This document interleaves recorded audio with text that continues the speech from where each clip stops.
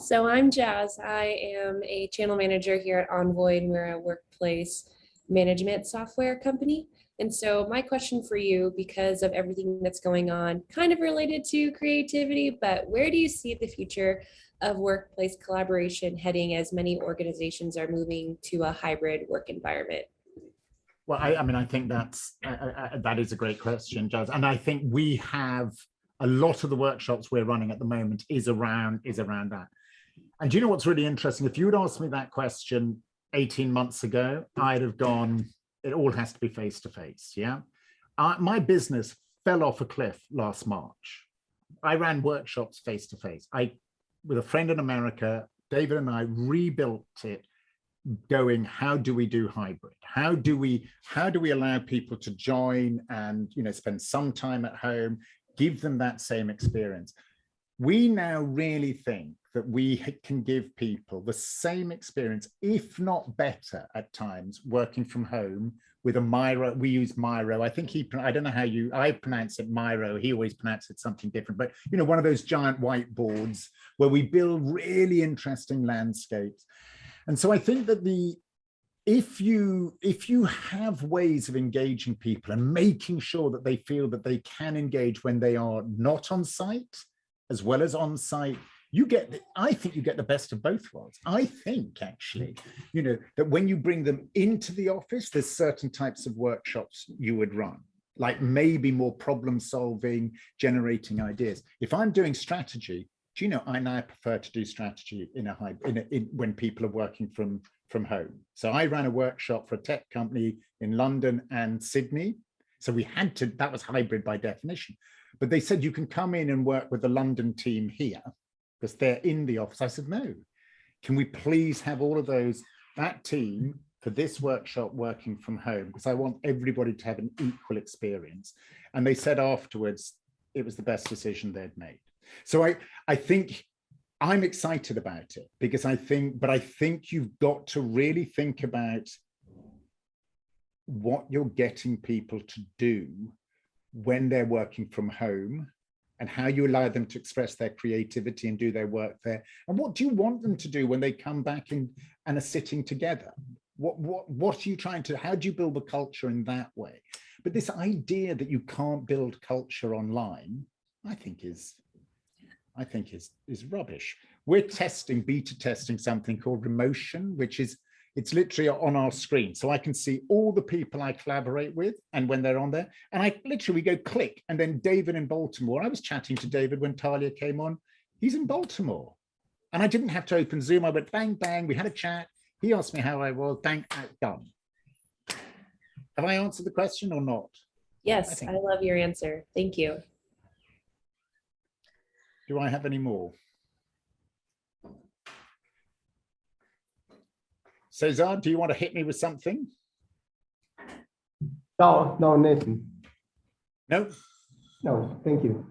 That's okay. I mean, I think the other thing, just going Jazz back to that, I still think we're also learning. I still think that the learning, because I think what we've now also come out of is that slight sort of lockdown mentality where people were really worried about COVID.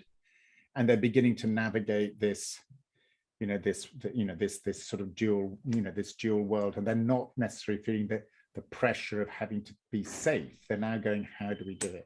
And I also think, by the way, Jazz, is you've got to give people the kit at home to enjoy. And so I work off a big screen here and an absolutely giant screen here. I have lights there. You saw in the thing, I have 2 cameras. I still can go analog over here if I want. Now, of course, I'm facilitating. I'm not expecting everybody working from home to have a Canon D5 Mark IV camera to film with.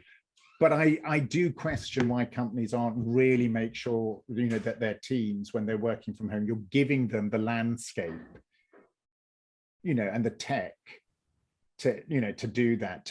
How do you keep in touch with your friends? And I think you look at the innovation, the creativity of companies like Remotion, coming along and going, they've seen a problem and they go, how do we keep culture going?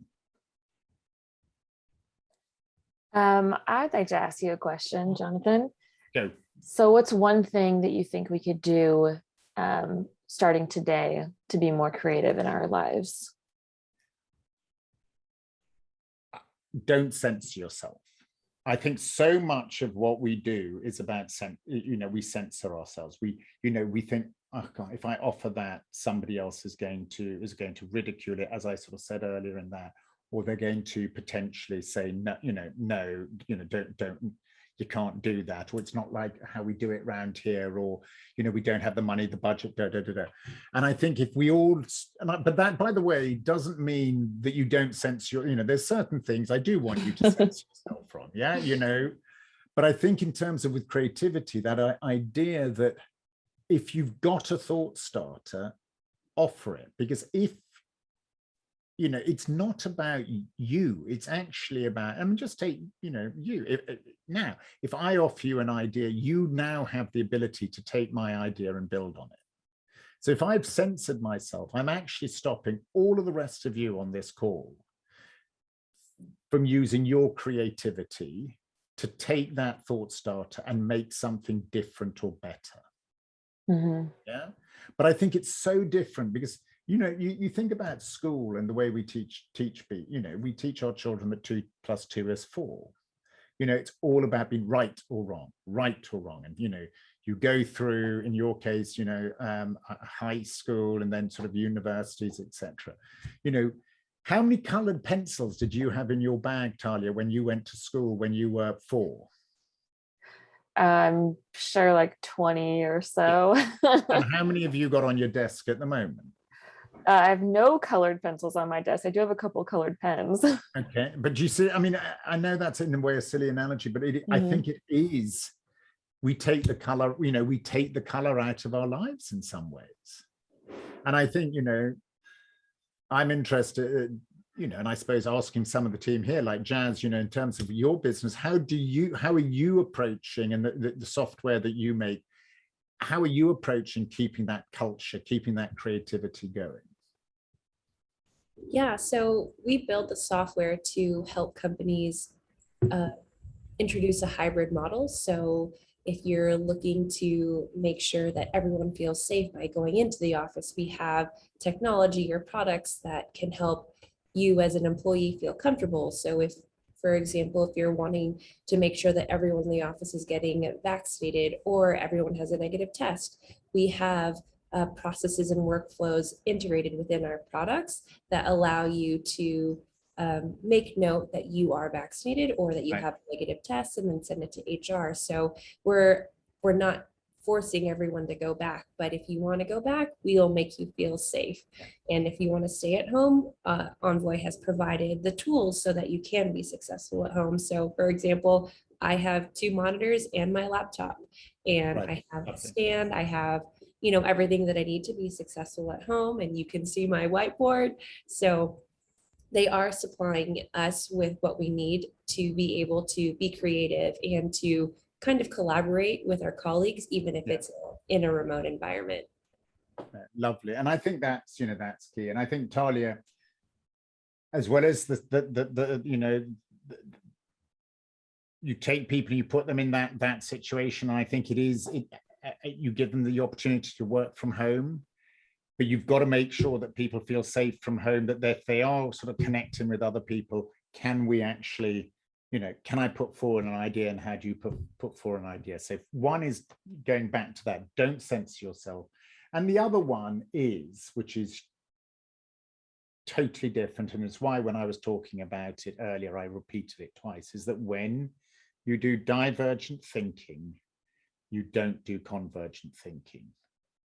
They happen sequentially, but they are separate. And I think if you ask any team, any organization, any individual, and you just give yourself, you go, okay, 5 minutes divergent, now I'll converge. It changes everything. Changes everything. Well, thank you. I think that's all the time that we have today.